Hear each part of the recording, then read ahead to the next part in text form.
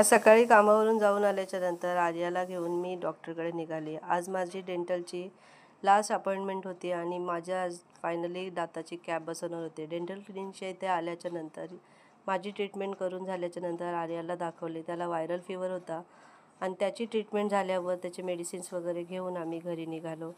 घरी येण्यासाठी आम्ही बस पकडणार तर बस खूप वेळ येतच नव्हती आणि फायनली टॅक्सी पकडली आणि घरी येण्यासाठी निघालो. एक आंटीला पण आमच्यासोबत ड्रॉप केली घरामध्ये आणि आर्याला घरी सोडून मी माझ्या संध्याकाळी कामावर निघाली.